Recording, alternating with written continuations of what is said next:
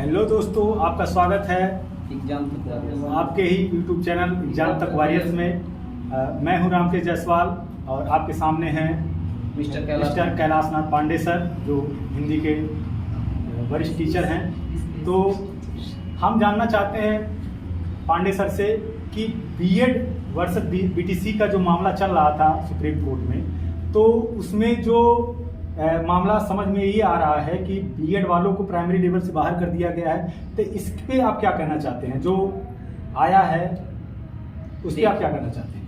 पहले सभी यूट्यूबर्स को मेरा नमस्कार। देखें, जो प्राइमरी से बीएड को बाहर कर दिया गया है, ये तो बड़ी दुखद बात है। ऐसा नहीं करना चाहिए था। क्योंकि बहुत सारे बच्चे 2018 के बाद बीएड किए और बहुत सारे सपनों को सजोए। आज उनका परिवार बहुत दुखी है, वो भी बहुत दुखी है, काफी संख्या में लोग दुखी हैं जी। ऐसा किसी को नहीं करना चाहिए था, जबकि सरकार एक अध्यादेश लाकर इसको ठीक कर सकती है। इसलिए हम सभी लोग एकजुट हों और एकजुट होकर इस जो प्राइमरी से बाहर किया गया बीएड है, इसको वहां पे जुड़वाने का प्रयास करें। क्योंकि हम लोगों का एकजुटता और एक बात कहने पर ही सबके साथ जब रहेंगे तभी कुछ हो पाएगा। अन्यथा सब बंटवारे में रहेंगे, इधर उधर रहेंगे, तो हम लोगों की बात सरकारें तक नहीं पहुंच पाएंगी, अध्यादेश लागू नहीं हो पाएगा। जी, बहुत अच्छी बात आपने कही।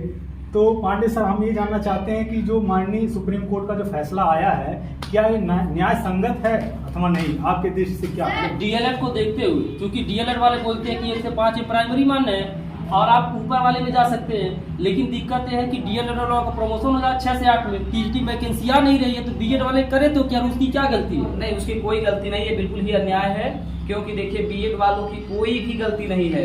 देखिए, जब 2018 में एनसीईआरटी की गाइडलाइन आई थी, तो वहाँ ये पता चला था कि बीएड वाले 1 से 5 तक एलिजिबल हैं, पात्र हैं। उसके बाद ये पता चला तो सभी लोग, उसके बाद 2018 से 2023 के बीच में काफी समय का गैप रहा। इस बीच में काफी बीएड धारकों की संख्या बढ़ी है और उसी को देखते हुए जो डीएलएड होता है वो वहां पे एडमिशन होना बंद हो गया, या नहीं के बराबर जो है एडमिशन होने लगा। इसलिए बीएड की क्रेज बढ़ा और बीएड वालों को एक सपना दिखाया गया कि आप 1 to 5 में जा सकते हैं। इसलिए काफी संख्या में बढ़े और टेट और सीटेट सभी लोग पास करके इस आस में लगाए हुए हैं कि शायद हमको नौकरी मिलेगी, एक रोजगार मिलेगी, हमारा परिवार चलेगा। ये सारे क्रिया कराए पर जज का एक जजमेंट आने पर पानी फिर गया। इसलिए हम काफी सुप्रीम कोर्ट का ये कहना है कि मतलब 1 से 5 वालों में जो पेडागोजी पढ़ाई जाती है वो हायर वाले नहीं पढ़े, और ये कहीं का न्याय नहीं है कि जो कार चला सकता वो ये साइकिल नहीं चला सकता। क्योंकि बीएड वाले जो किए वो सीटेट का 1 to 5 पेपर भी देते, उसको भी क्लियर करते हैं। यूपी टेट का भी 1 to 5 पेपर देते, उसे पेडागोजी पढ़ते हैं 1 to 5 वाला, उसको भी क्लियर करते हैं। तो आप सुप्रीम कोर्ट ने ये डिसीजन दिया कि पेडागोजी जो है आप नहीं पढ़ा। ऐसा भी नहीं कि पेडागोजी बीएड वाला नहीं पढ़ा है, चूंकि सीटेट में भी पढ़ा है और ये यूपी टेट में पढ़ा है, उसके साथ साथ ब्रिज कोर्स जो होता है उसमें भी पढ़ता है पेडागोजी। तो ये बहुत ज्यादा न्याय संगत यहाँ पे सुप्रीम कोर्ट का डिसीजन नहीं लग रहा है। अगला क्वेश्चन देखिए, सुप्रीम कोर्ट का जो डिसीजन है, सुप्रीम कोर्ट को यह चाहिए था कि जो जजमेंट देने से पहले ब्रिज कोर्स को पहले करवा लेता, और जिनका ब्रिज कोर्स हुआ है उनको जो है इसमें पात्र कर दिया गया होता, या पहले ब्रिज कोर्स करवाने का ही आदेश दिया, पहले ब्रिज कोर्स करवा लीजिए, उसके बाद 1 to 5 में आप पढ़ा सकते हैं। और ये सरकार साथ देगी, जैसे राज्य सरकार हो गया या फिर केंद्र सरकार हो गई, और उसके साथ साथ शिक्षा मंत्रालय हो गया, एनसीटी होगा। आपको क्या लग रहा है कि ये बीएड का साथ देंगे या नहीं देंगे इस सिचुएशन को देखते हुए? और आप ये भी जानते हैं कि न्यूज चैनल वाले इस पर फोकस नहीं कर रहे हैं, क्योंकि हमारा जो भारतीय न्यूज है वो 160+ पोजीशन पे चल रहा, तो वो शिक्षा पर बात ही नहीं करना चाहता न्यूज चैनल वाले। तो आप न्यूज चैनल वाले के बारे में क्या कहना चाहते हैं? जी, न्यूज चैनल वालों को ही इस विषय में बात करनी चाहिए, क्योंकि मामला ये बहुत संगीन है और बहुत सारे परिवारों से जुड़ा हुआ है। इसमें कोई 2, 4, 10 परिवारों की बात नहीं, इसमें लाखों की बात है, लाखों परिवारों की बात है। लाख परिवार अगर देखेंगे तो बहुत सारी संख्या आ जाएगी। इसलिए इसमें सभी लोगों का संज्ञान लेना चाहिए और सभी लोगों को चाहिए, जितने भी न्यूज़पेपर वाले हैं या न्यूज चैनल वाले हैं या यूट्यूब वाले, इनको सभी को संज्ञान लेना चाहिए और बीएड के दुख भरी दास्तां को सबको दिखाना चाहिए। आपको क्या लगता है, केंद्र सरकार राज्य सरकार साथ देगी या नहीं देगी आपके अनुसार? नहीं देना तो चाहिए। सबको मिलकर सरकार को यह बताना चाहिए कि बीएड वाले आज बहुत मझधार में फंस गए हैं। बीएड वालों की कोई गलती नहीं है। देखिए हम लोग सीटेट पास हैं, टेट पास हैं और बीएड भी किए, इस आस में किए कि शायद हम लोगों का जॉब लगेगा, एक सुनहरा भविष्य आएगा। और उस सुनहरे भविष्य की जो हमने कल्पना किया था वो सारे पे पानी फिर गया। हम लोग तैयारी वारी करके बहुत बढ़िया एक नंबर का व्यवस्था बना लिए थे, सपने बुन लिए थे, वो सारे सपने हम लोगों की चकनाचूर। एक और प्रश्न है कि जो बीपीएससी अतुल प्रसाद जी बार बार ट्वीट कर देते, बीपीएससी में हम लोग एग्जाम दे, हम खुद बीएड किए हैं, ये खुद बीएड किए हैं, लेकिन जॉब का पता नहीं है, 4-5 सालों से जॉब ही नहीं आ रहा। हमारी कोई गलती इसमें नहीं है। और ये जो हम लोग का एग्जाम है बिहार में सेंटर भी जारी, किस डिस्ट्रिक्ट में एग्जाम है, तो हम लोग अब ये कंफ्यूजन में आ गए एग्जाम देने जाए या नहीं जाए। जबकि अतुल प्रसाद जी का एग्जाम देना है, कोई दिक्कत नहीं है, लेकिन अभी फॉर्म भरने का यहाँ पर पैसा लोगों का लगा, उसके बाद जो है लोगों का फिर जाएंगे, फिर पैसा लगेगा। कहाँ से बेचारा जो गरीब किसी तरीके से बीएड किया है, पैसा कर्ज लेकर बीएड किया है, खेत रेहम रखकर बीएड किया है, किसी तरीके से बीएड किया हुआ है, बहुत ज्यादा परेशान है। तो एग्जाम देने जाए या ना जाए, ऐसी स्थिति में आप क्या कहना चाहेंगे? देखिए इसके विषय में थोड़ा सा हम विस्तार पूर्वक बताना चाहेंगे। देखिए ये जो बीपीएससी की परीक्षा है, पहले तो इसमें फॉर्म भरने में बड़ी कठिनाई हुई। फॉर्म भरते समय किसी का पैसा 2 बार 3 बार कट गया, ये समस्या रही। और अब जब फॉर्म कंप्लीट हो गया है, आपके एडमिट कार्ड भी जारी होने शुरू हो गए हैं और आपके जो सेंटर है बहुत दूर दूर तक भेजा गया है। अब सरकार ये चाहती है कि आप वहां जाएं और जब वहां जाएंगे तो उनको पैसा वापस नहीं करना पड़ेगा। इसलिए ये दोनों कंडीशन है कि अगर आप वहां जाते हैं अपने रिस्क पे तो पैसा आपको ज्यादा लगना है, क्योंकि आप वहां जाएंगे तो अब देखिए परीक्षा है 24 और 25 2 दिन है। तो परीक्षा अगर 2 दिन होती है तो आप वहां जाएंगे, रूम लेंगे, कम से कम 2 दिन के रूम का 1500 रुपया लग जाएगा। इस हिसाब से आपका एक बार में आने और जाने में लगभग 5 से 6 हजार रुपए की खर्च आ जाएंगे, जो कि आपको पता है कि बिहार जाने वाली ट्रेनों में कितनी भीड़ होती है, कितनी समस्याओं का सामना करके वहां जाएगा। तो देखिए यहाँ 2 परिस्थितियां हैं। एक तो उनको पैसा वापस नहीं कर रहा है इसलिए परीक्षा ले रहे हैं, और इसमें एक कंडीशन और है कि हो सकता है बहुत सारे लोग बीएड वाले वहां ना पहुंचे। इस कंडीशन में सभी को अंदर भी ले सकते हैं, बाहर भी ले सकते हैं। इसलिए भैया जिसके पास पैसा हो या जिसके पास समय हो वह रिस्क ले सकता है कि जाए अथवा न जाए। जाने पर भी अंदर भी है और बाहर भी हो सकता है, ये हमारा अपना सोच है।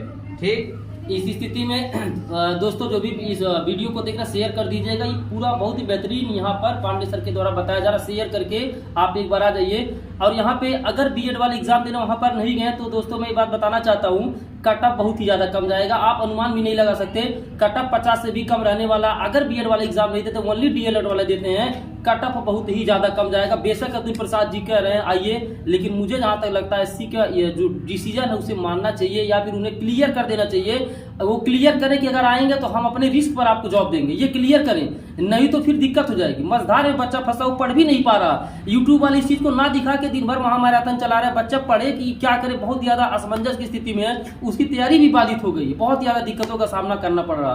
अब 2 क्वेश्चन और रह गया है कि ये जो धरना हो रहा है या फिर धरना प्रदर्शन हो रहा है, ट्विटर पे ट्रेंड चल रहा है, बहुत सारी चीजें चल रही हैं, तो ये मतलब क्या ये सरकार अध्यादेश ला सकती है, क्या कर सकती है, इसके बारे में आपका क्या कहना है? बिल्कुल अध्यादेश ला सकती है। क्यों ला सकती है? क्योंकि हम लोग की संख्या बहुत ज्यादा है, ज्यादा तादाद में हम लोग बीएड डिग्रीधारी हैं और हम लोग का दुख भी बहुत। देखिए लगभग 10 लाख लोग तो खाली यूपी से है बीएड किए हुए हैं, तो 10 लाख अगर परिवार को देखेंगे, 10 लाख केवल बीएड डिग्रीधारी हैं, उसके बाद इनका परिवार है, पूरा हम लोग का लगभग 25-50 लाख की संख्या में हम लोगों की हो जाएगी। इसलिए सरकार को अध्यादेश लाना चाहिए और इस पर बात होनी चाहिए, अधिक से अधिक संख्या में हम लोग जुड़े और सरकार को ये बताने की कोशिश करें कि हम लोगों को जो 125 से बाहर किया गया है वह हम लोगों को अंदर लें और ब्रिज कोर्स पहले करवा के, ताकि हमको कोई भविष्य में निकाल ना सके और कोई भी उंगली न उठा सके। इसलिए कोई पुख्ता प्रमाण करके अध्यादेश लाकर हम लोगों को 125 में शामिल करना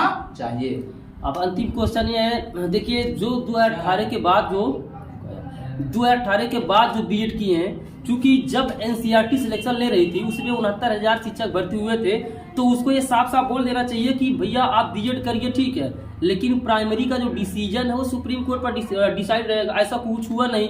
तो जो 2018 का ये निर्णय देख कर एनसीटी का, अब चूंकि सुप्रीम कोर्ट ये कह रही है कि दोनों का निर्णय है, एनसीटी प्लस केंद्र सरकार, और केंद्र सरकार के दबाव में आकर एनसीटी ने निर्णय लिया है, तो इसमें हमारी क्या गलती है? हम क्यों पीछे जा रहे हैं? बस हमारा यही बेसिक सा क्वेश्चन है इस क्वेश्चन का आंसर कहीं ना कहीं राज्य सरकार, केंद्र सरकार, एससी को ढूंढना चाहिए कि 2018 के बाद जो किया उनका कुछ ना कुछ करे, बाकी आगे का डिसीजन अपना कर लेने वाला तो फिर बेहतर रहेगा। इसके बारे में आप क्या कहना चाहते हैं? नहीं, बिल्कुल इस बारे में हम लोगों की कोई गलती नहीं है। बीएड डिग्री धारकों की देखिए कोई भी गलती नहीं है, सारी गलती सरकार और एनसीईआरटी की है। एनसीईआरटी और सरकार एनसीटी को चाहिए कि वह अध्यादेश लावे और अध्यादेश में हम लोगों को लाइफ टाइम 1 to 5 में सम्मिलित करे और सम्मिलित करने के बाद ही हम लोगों का कुछ हो सकता है। इसलिए अधिक से अधिक संख्या में हम लोग जुड़ें और एकजुट रहें, एकजुट होकर ट्विटर अभियान करें और तमाम प्रकार के धरने को जारी रखें, तभी हमारी बात सरकार सुनेगी।